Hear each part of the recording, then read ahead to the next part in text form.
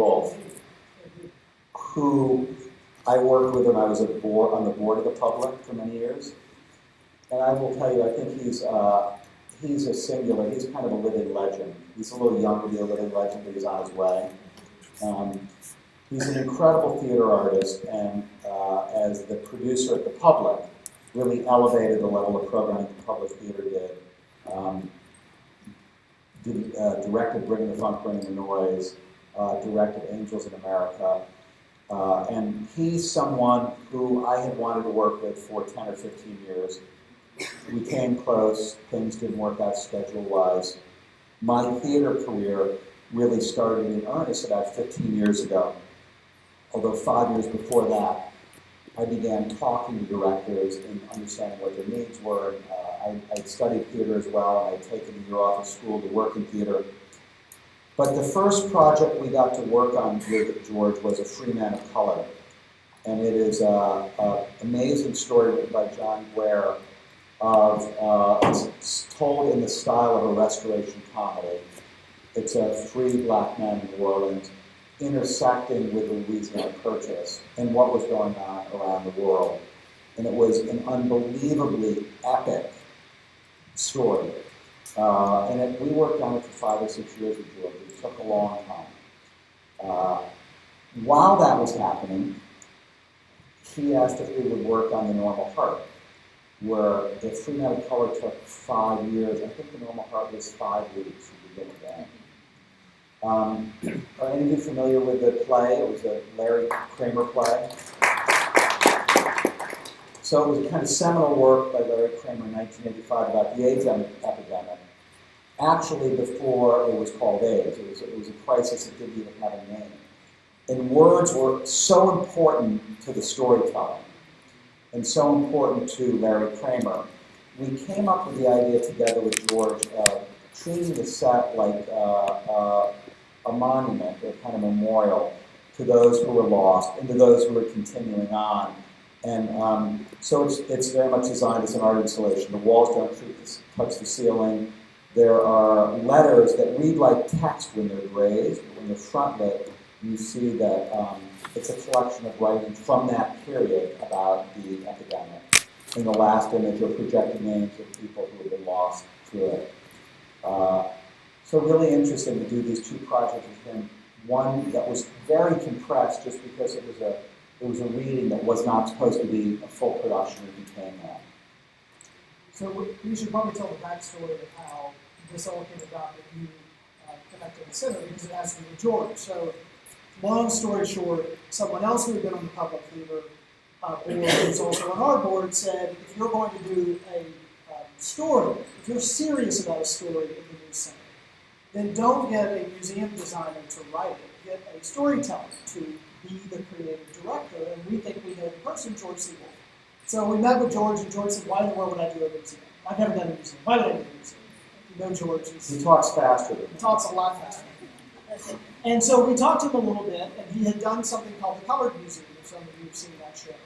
And he said, and he began to say, oh, this is a chance to actually do a theater piece in which people walk through it and the piece is stable. And the visitor, in essence, becomes an audience member in that story.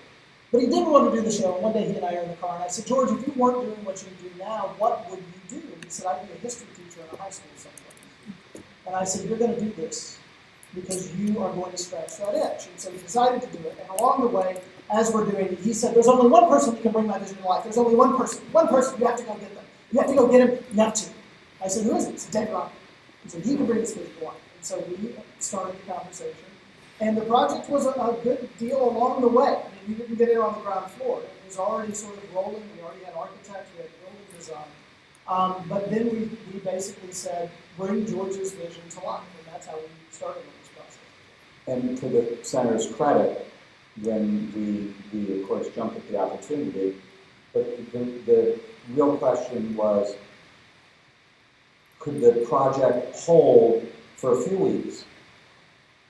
We look at the storytelling and start to look at the building inside, from the inside out, which I think is a very healthy instinct to work from the outside in and from the inside out.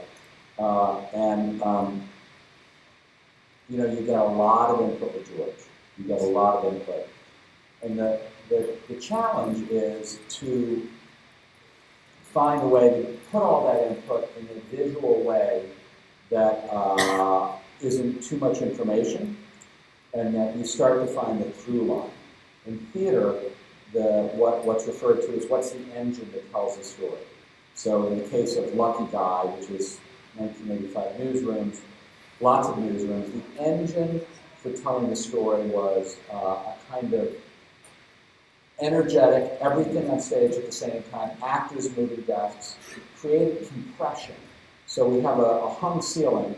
Every newsroom we saw had a hung ceiling. From 1985, they were all smoke-filled. And create that compression and create that immediacy. So that was the engine that drove this. Every surface is projected on a news header, the ceiling becomes a projection device. In the case of the center, we had to work together with George and an amazing group from the center to figure out that engine piece by piece. And I think there were a lot of kind of amazing discoveries we came up with together. So this is the outside of the building. It's a Freelon HOK architectural design. It has, in essence, two faces from the outside. This is one face that actually is a door that faces the aquarium and the World of Coke. This is the other door that faces Ivan Allen. This door, actually, in this facade, is where special events visitors will come. The first one that we saw is actually where the daily visitor will come. There's another sort of side rendering of the building, which is really these two powerful walls with a green roof that is holding the space for action. It's trying to contain. And the idea is that most civil and human rights movements, they often happen in a city square, in a park, in some sort of communal space, as you said before. And so how can we create a communal space within a communal space? Because obviously in that area there are lots of activities already going on, and there's a green space in between the three institutions. So the architectural idea is to create within that a place where we could tell stories and engage visitors in these topics. This is a view of some of the interiors. There's a very large lobby with a two-story atrium box that looks out with a glass wall. So it has some views in and out. And one of the big pieces that we wanted, which was important from the storytelling perspective, was that you could choose your path. 3 major exhibition spaces. One, the Morehouse College Martin Luther King Jr. Papers collection, which was bought a few years ago. One, the Civil Rights series of galleries, and then one, the Human Rights series of galleries. And so that you could piece together whether you want to go past to present or present to past, specific to general. And of course, one of the design challenges that relates to theater is lots of beautiful daylight is great for a lobby, not so good for an exhibit. So you can see the entrance to the civil rights piece, which is treated as a kind of funnel that leads you in, that is a collage of photographs from the South largely Atlanta, looking at the sort of white side, and there's a neon sign on either side, and black side, colored side, leading into this first exhibit, which is really setting the stage for what Atlanta and the South was like at that period. And one of the overriding challenges that George and David grappled with is largely visitors over time will be less and less familiar with this story. There'll be less and less folks who have actually been a part of this story. I mean, it's just interesting. Let me just do a poll. How many of you were born after 1970? Raise your hand. All of you raising your hand are the majority of Americans. The majority of Americans were born after these stories actually took place. So it's storytelling to memory. It's not storytelling to actual experience, which is difficult. And creating an initial place that looked at the. Can we pause on that when we get to that? F? Which one is Nikki, coming up. So a lot of the graphic decisions were based on images and graphics from the period, including a totem. No, I would go keep going. Including these totems of TV, that while it looks like you have infinite choice, no matter what channel you turn to, there's a segregationist talking to you. And on the right, there's the use of Sanborn maps, which are kind of interesting ways to look at the world, and then a more detailed exhibit that looks at Auburn Avenue, and particularly all of the amazing pieces of it in some detail that you can listen to and look at.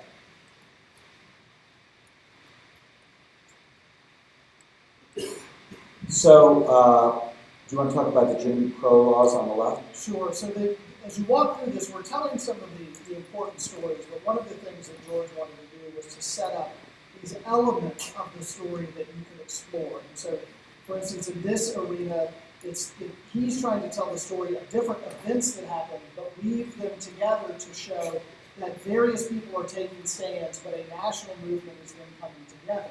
And one of the key elements, which you mentioned earlier, is the civics, right? So people sitting in counties. So we tossed around the idea of technology around how you actually do that. And also, how do you make this real for people? How do you create the visceral experience of passive resistance?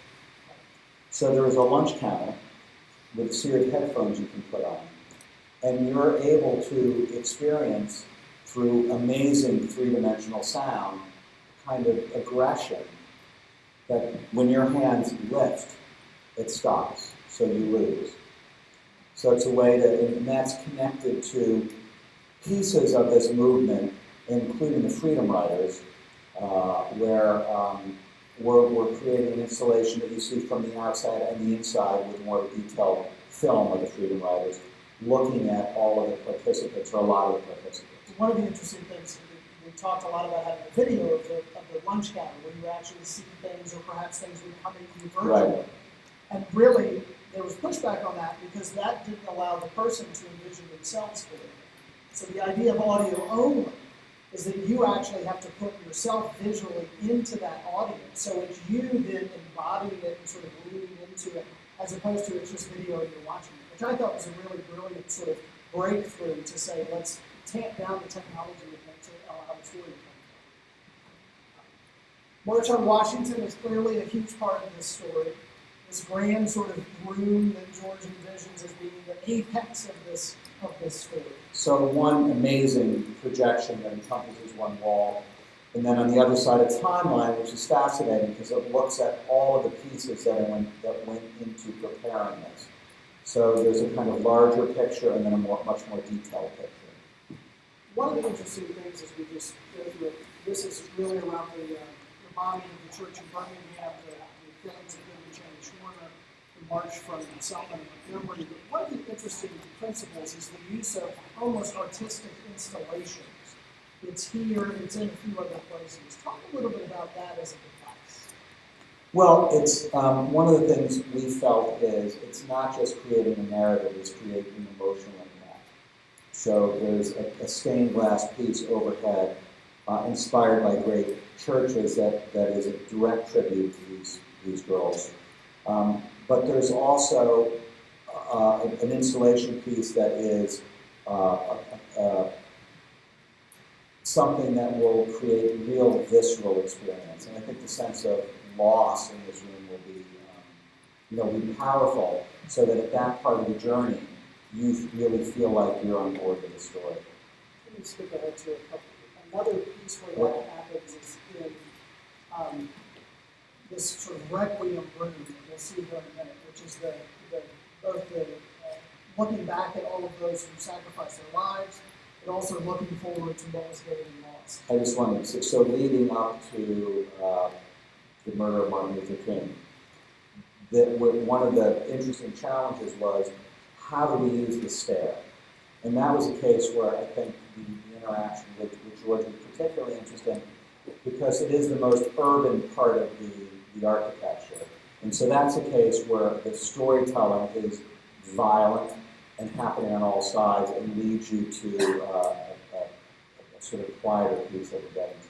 Exactly, which is this room, the Requiem room, which has accomplishments, all the accomplishments of the period, the laws that were changed on the walls, an artistic installation which memorializes those who were lost, and then this table in the middle, which allows you to explore more deeply the stories of the people that you've seen, but what they went on to do and how they connect to contemporary issues. And what change has happened because of that. Exactly. And all of the faces on the installation piece, on the other side, you can rotate them and get information. So, I mean, one of the things I think that was important to everyone is that not just be a kind of two-dimensional experience, but be a three-dimensional experience.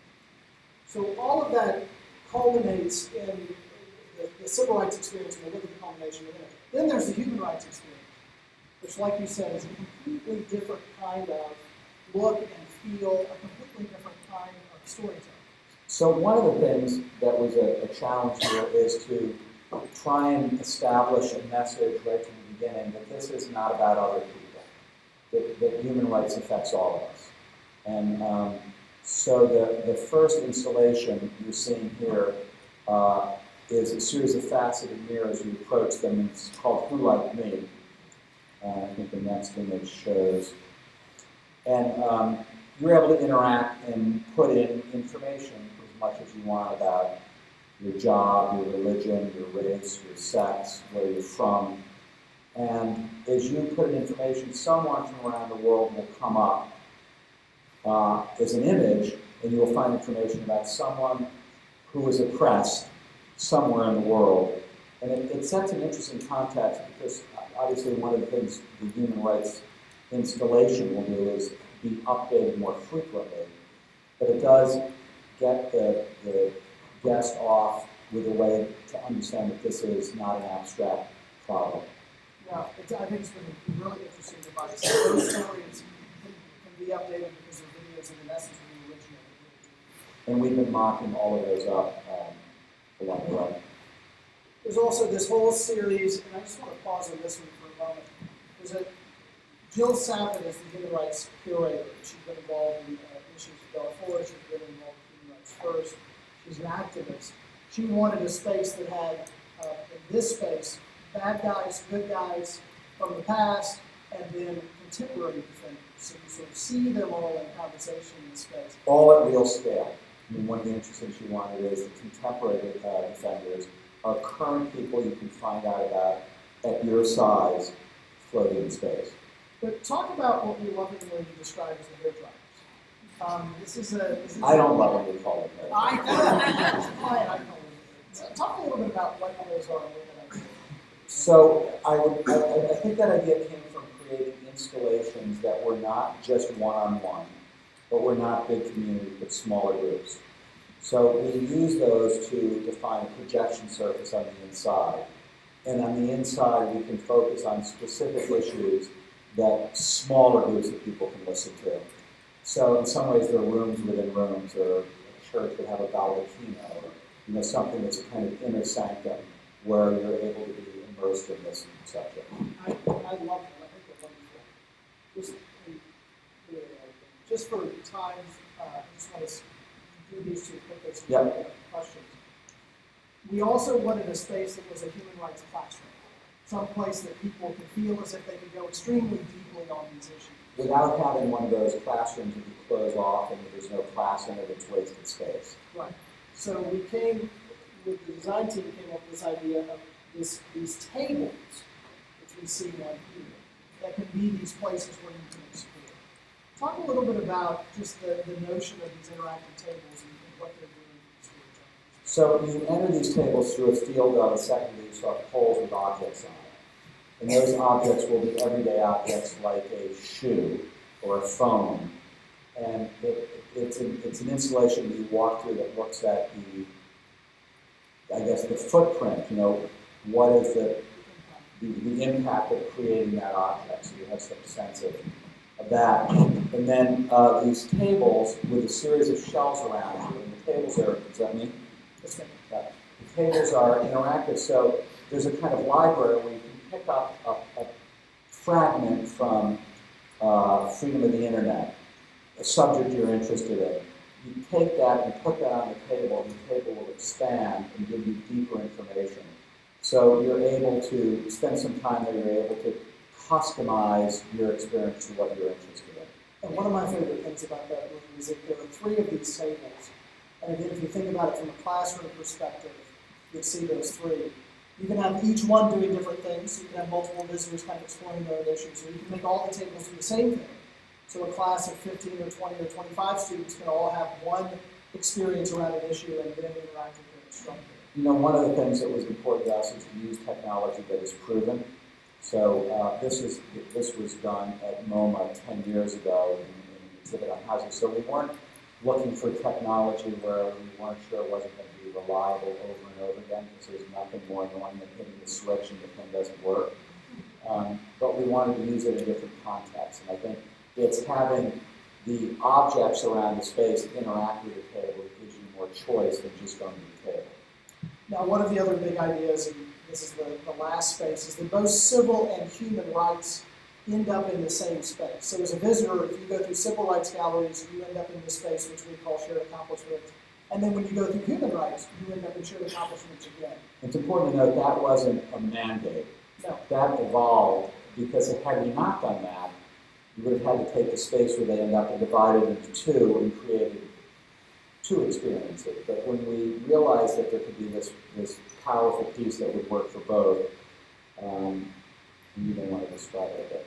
Well, George's conception all along has been, past is present or future, and that these movements are all kind of riffing off one another. So you see in these images that some of them are from the past, some of them are from the present, but they all have this linkage perspective. They all have arms that are joined. They look somewhat similar, even though they're from different time periods. And so this notion of trying to create that, it's shared, and that there's progress. I mean, he said this has to end on an up note.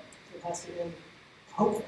And from a programming point of view, it gives the center a piece that could have 8 different images that are all individual, that become one image. It's a very powerful storytelling tool that is updatable, along with more artifact-based, smaller scale band around it. Again, not wanting to just live in the world of big images. So a lot of ideas, we can keep talking, but I know that there must be questions out there. Let me open it up to the audience. Questions of any kind about David's work in the past or about the Civic. I know this isn't a shy group, so yes, hello. In planning this museum and designing it, did you look to other museums? I mean, the Holocaust Museum in New York, sort of, not in D.C., was kind of a transformative space in how to tell stories. But there's also a museum in Amsterdam called the Museum of the Resistance, which is doing a lot what we're doing here, where it tells the story of resistance, but then it tells modern-day stories of resistance. And so, what did you look to in order to, for both of you, this is directed at both of you, for both the design and concept, what were your inspirations? We started the whole project with 35 other museums to learn 2 things. One, from a business perspective, how do you keep a museum from running into the ditch from a business perspective, because so many do. And then the other was sort of stealing interesting ideas. And I would say there are 3 or 4 that are really interesting. One's the Holocaust Memorial Museum in D.C. Incredible storytelling, very emotional. And if I ask you if you've been there, what you most remember, you would probably say some combination of the shoes, the photo tower, the train car, and maybe the oral history where you just hear